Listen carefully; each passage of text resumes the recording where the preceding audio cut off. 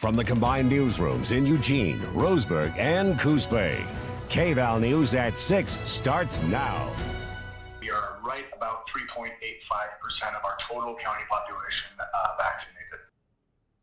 Right now, almost 15,000 people are fully vaccinated in Lane County, and with this week, those 75 and older are now eligible for vaccines. Good evening. I'm Jacqueline Fernandez. And I'm David Walker. We begin tonight with coronavirus team coverage, covering the vaccine rollout and the effect of the pandemic across our area. Our Lauren Negretti standing by to break down new developments in vaccine distribution in Lane County. And Olivia Young has details tonight on a strike at a memory care facility in Springfield. But first, Hadley Heck joins us live from Hayward Field. Hadley, there was a lot of hope this would be a major attraction before the pandemic hit. But what does the future look like now for Tracktown? It looks like events will happen in some form or another. The 2021 Olympic Games are slated to begin on July 23rd in Tokyo, but before that, the Olympic trials will happen right here at Hayward Field in mid-June. Today I talked with an athlete chasing her Olympic medal.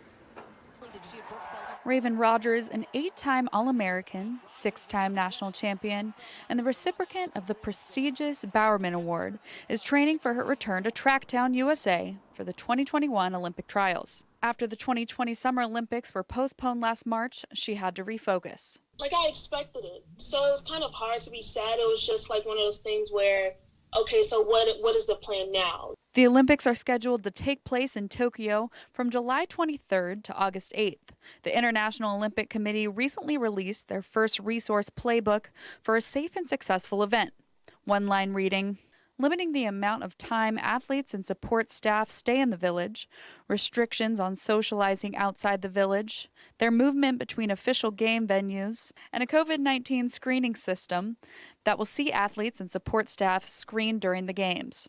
But before the Olympics, Hayward Field will hold the 2021 Olympic trials slated for mid-June. And after running for the Ducks in college, Rogers feels a bit of a home court advantage. Performing in front of the home crowd, I always want to be my best and do my best.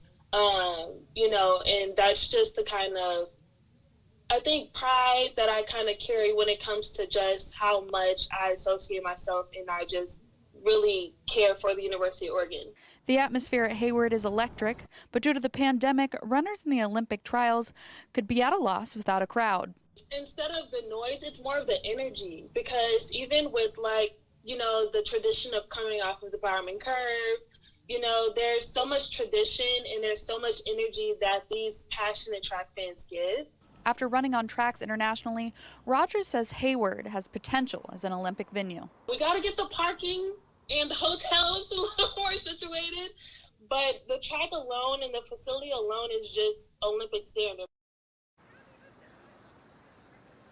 Rogers was also recognized by our alma mater, U of O, as they used her photo on a new tower behind me here at Hayward Field. Another major event people were looking forward to this year was the IAAF World Championships. Because of the pandemic, that will happen in 2022. Back to you. All right, thanks for that report, Hadley. Appreciate it.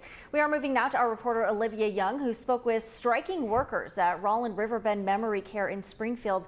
Olivia, we're told the strike is about COVID-19 safety concerns. Jacqueline, it is. There was an outbreak at the Rollin back in December that, according to the Oregon Health Authority, led to 48 cases and 6 deaths. Now, workers allege that even after that outbreak, conditions in the facility are still dangerous because of insufficient training and understaffing.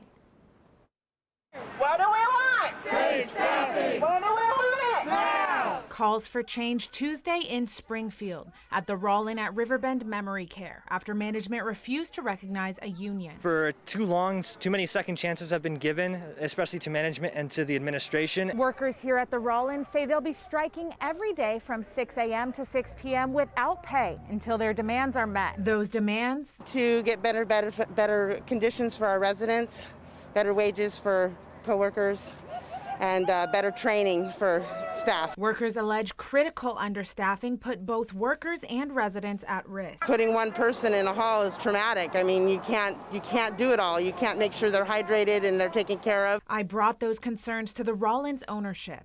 I don't believe that's true. I think we definitely have adequate staff to meet the needs of the residents. According to local union SEIU, 23 residents have died at the Rollin in 9 weeks. Falk says that number is actually 22. He says 8 died from COVID, 5 were in hospice, and 9 died in uncategorized ways. Around the winter months and after the holidays, there is an uptick in deaths. So, it's not unusual to see that. Falk also commented on the decision not to recognize a union after 85% of workers signed union cards. Right now, they're demanding that we just recognize them as a union, and we think they should have the ability to make that decision through a federally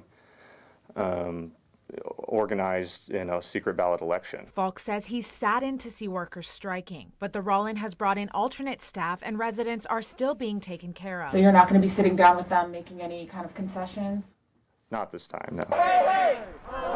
While on the picket line, no plans to back down. I'm out here doing what a leader should be doing and vocalizing for the people that can't be heard from inside those walls. Some workers claim to have been harassed by what they call a union buster, hired by the Rollin trying to convince them not to strike. When I asked Falk about this, he said, quote, "Given that we have no experience in dealing with an organizing effort, we did what any competent business would do, hired consultants to help us navigate through the process." The union tells me about 30 of the Rollin's 48 employees showed up to strike today.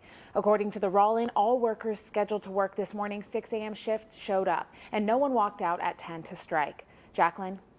All right, thank you, Olivia.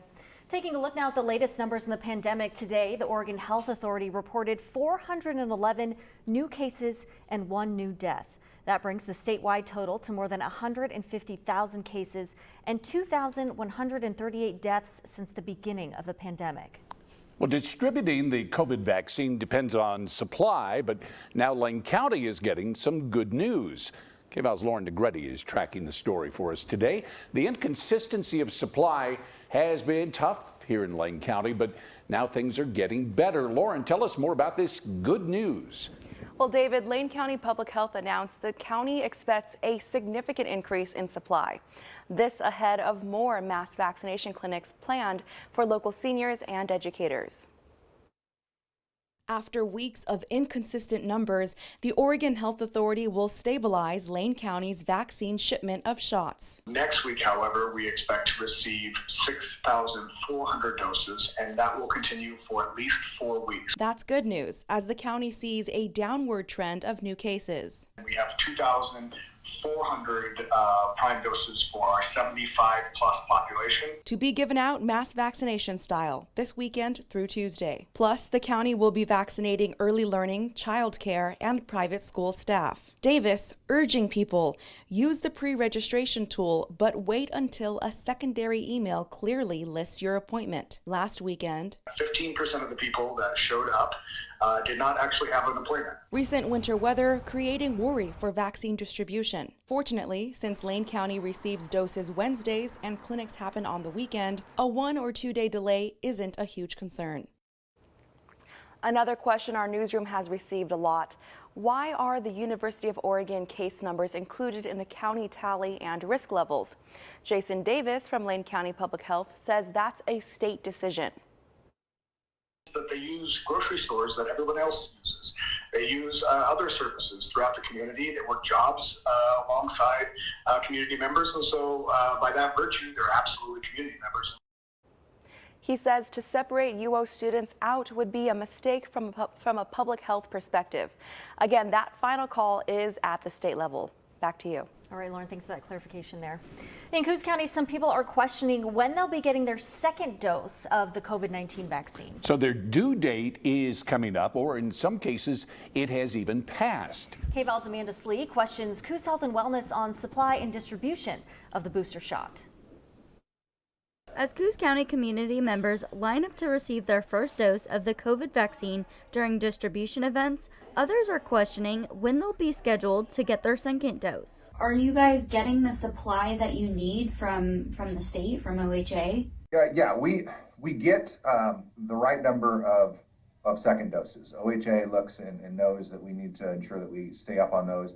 Our second dose, our booster supply has not become a problem. And when they receive vaccines, it's made clear to them how to use them and who gets them. We get first dose allotments and we get booster allotments. And those booster allotments are used for the second dose so that we can ensure that we know that we've covered those individuals we gave the first dose to.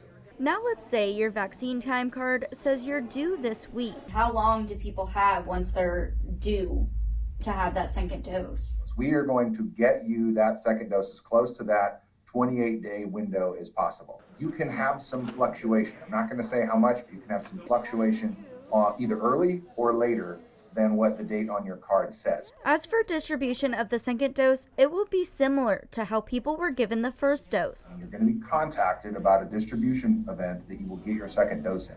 We're not making appointments for second doses as much as we are planning events to get you your second dose. The Oregon Health Authority has allotted Coos Health and Wellness 500 first shots for seniors and 100 booster shots to be delivered this week. But Gleason says winter storms have delayed that shipment a couple of days. Reporting in Coos County, I'm Amanda Slee. Well, again, if you're waiting for your second vaccine, don't make an appointment. You'll be notified when there is an event available. Moving now to our Storm Tracker weather alert. Much of the country remains under winter weather advisories. About 70% of the nation is currently covered in snow. This is video from Texas, where they're seeing record-breaking cold temperatures continue tonight. Well, hard to tell the snowy cities apart tonight with a live look here at Chicago, one of the many places where temperatures are, get this, nearly 20 degrees below average.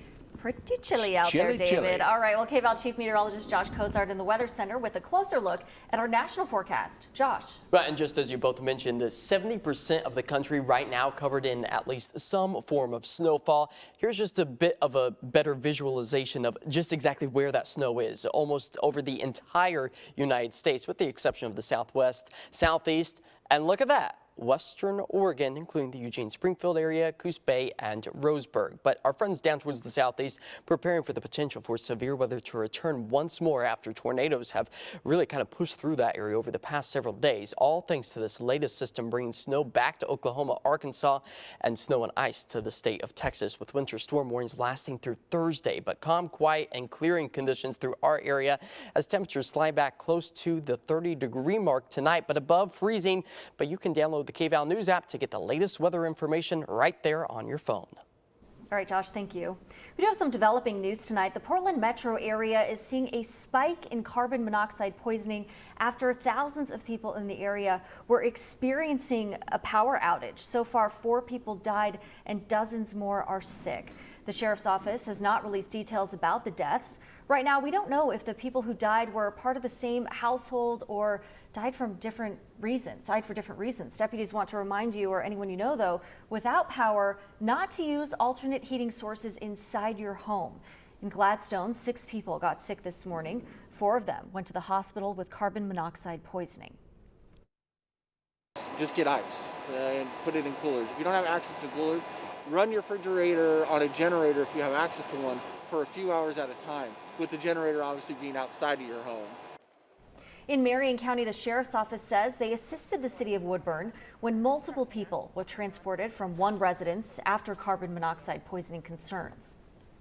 Well, coming up here on Kval News at 6, Mardi Gras. We'll show you how they celebrated Fat Tuesday at a senior living facility there.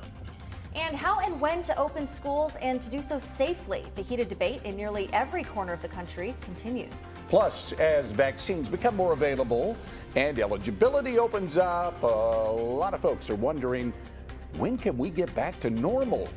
We'll take a look after the break.